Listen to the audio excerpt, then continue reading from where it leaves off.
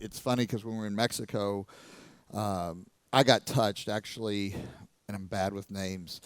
There was a lady that stood up, and she started telling her story, and I didn't know her. Still haven't spent time with her. I'd like to. Where is she? Okay. There you are. Will you come here for 1 second? Is it okay if I put you on the spot? Are you sure? I didn't mean to. She caused this. This is like, I did not plan this at all. But when she was talking about it, it resonated. We all have to have someone else to believe in us or see us more than we believe in ourselves, right? I have. You know, when I was on the biggest business failure, I'll use this. I've had a lot of people do that. But when I was on the biggest business failure of my life, which was right before Prove It, which Prove It wouldn't be here, I had someone look at me and say, get back on the horse. I got you. Figure it out. You got this. And that's how Prove It came, right? I was like emotionally down and out. And the reason I said this is because the only thing I could think about in Mexico, like you were like the highlight of my trip because, no, I'm serious. Listen, because when you were up there, it was just so funny. The reason I loved it is someone was pushing you, and you're going to tell the story, so I'm not going to. But like that's leadership, right? Is sometimes we think leadership is cheerleading, right? Or people pleasing.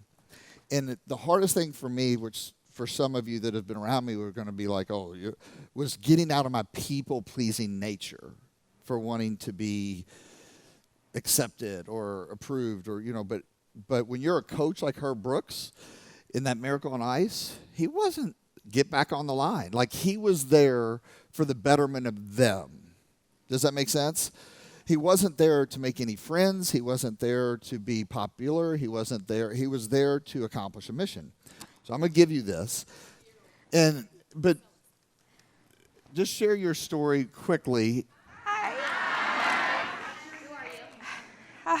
My name is Christy Hoffer. Hi, Christy. So I got to go to this 7-course meal. I don't do seafood. I don't do anything near the bone. So when the waiter came and said, is there any allergies or is there anything that you don't like, let me know. And I'm like, no seafood, no seafood. So we got this first course, and it was like this little wafer thing. And I looked at Jessie Lee, and I'm like, what is it?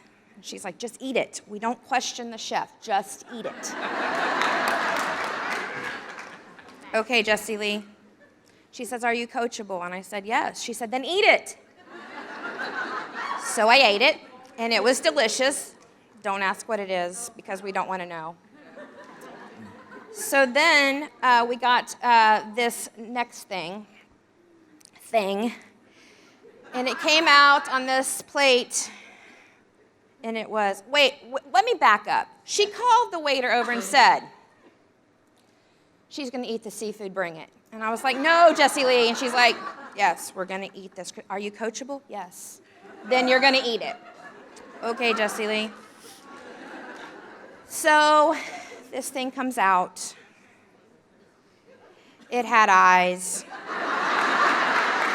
It had a tail. It was huge. It had rocks beside it. I'm like, what the rocks before? And it had green shit on it. I looked at Jessie Lee, and I said, Jessie Lee, it's got eyes. She's like, just eat it, Christy. I'm like, Jessie Lee, it's got a tail. She's like, just eat it, Christy. I'm like, how do I eat it? She said, cut the head, cut the tail. I'm thinking, oh, shit, now I got to cut the head and the tail. I love you, Jessie Lee. So I cut the head and I cut the tail, and she says, if I taste it and it's fishy, then you don't have to eat it. So she tasted it. Of course, it didn't taste fishy, she said. So I took a bite, and I was like, oh my gosh. But before I took a bite, I snapped a picture of it and sent it to one person. And before I took that bite, that person said to me, Christy, don't eat that.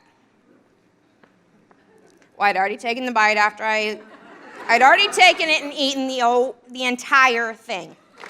This person that I love with all of my heart is my mother.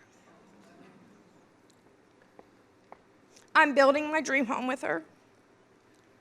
But she has held me back so long because she's told me what I do and I don't like.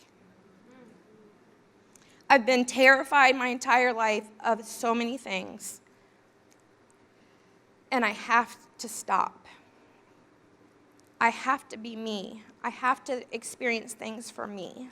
If there's somebody that you love holding you back, you have to break that. You have to be you. I think for me, if I can share how it resonated with me, is that how many people can relate to what she said? So for me, as I kind of unpack that as you were saying it, this happens to so many of us. We become conditioned in our environment. And when we're conditioned in our environment, we become numb. And we become very tunnel visioned, so where we can't see the conditioning that we've been living under. Does this make sense to you guys? We're almost in a hypnotic state. But it takes courage for someone and caring to literally put themselves out there to tell you that, I mean, for someone to say your mom is your problem, and you know that she loves her mom, she's fucking living with her. We're building a dream home with my mom. You all feel what I'm saying? Her mom wasn't doing anything with negative intent. It's all she knew. She thinks she is loving her by protecting her for what she was fearful of, and that transfers over. Does this make sense? Yes. That's generational trauma. That's generational patterns. That's conditioning. But it takes strength to coach and to push and say, that's your problem. And I hope that each and every one of you has that courage to see more in others than they see in themselves and challenge them to be a little uncomfortable to try on a new perspective.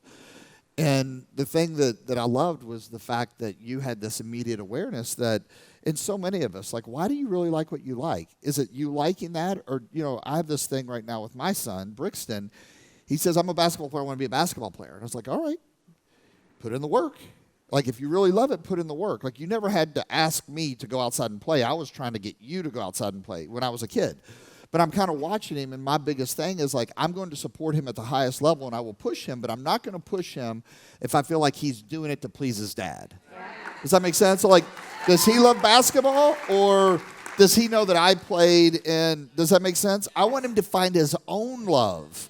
I want him to find his own passion. Like, one of my biggest fears as I've gone through last couple years of going into, co-parenting is the model of the world. Like, my biggest philosophy is I don't want to, and I probably shouldn't say I was probably get in trouble, but who cares?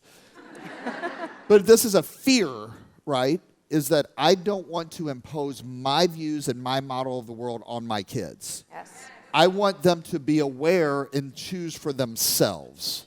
And that's very hard because we all have egos as parents, and we want our kids to be a Democrat if we're a Democrat. Fuck that. Yes.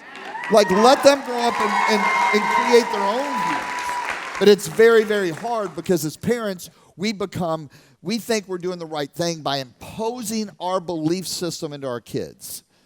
Let them create their own belief systems. Give them a platform and encouragement and make their own awareness, right? Like, why are you in the religion that you are? 99% of the people will tell you because that's what they grew up in. I had this big epiphany when I went to a school, Christian Academy of Louisville, all the way to 8th grade. And I have this love-hate thing with religion and spirituality today. I'm very spiritual. I believe in God. I believe in Jesus. But those are my beliefs. But the church made me really question that because people were so critical and condemning. Yes. And it thinks that they gave them a license to judge. Like, I'll say fuck in here and someone's judging me. My point being, I shouldn't have even gone there. Why did I go there? I have no idea. But my point by saying that is are you living your life for you or are you living it for someone else? So I just thought it inspired me because it takes courage to hear that. First of all, it takes courage to push you, right? And love your family. Love them with everything you have. But choose your peer group. Choose who you listen to. Most importantly, choose to listen to yourself. Find out what you like. Get to know yourself better and become more self-aware. And it takes even more courage to hear that and not retaliate back or not let it crush you or get defensive. And I just thought that was my highlight, because so many people need to hear that. And that's just conditioning. But here's the funny thing is, so many people can relate to that. Anybody in here can relate to that, yes or no? Awesome. So thank you for sharing. I didn't mean to put you on the spot. Give her a huge round of applause.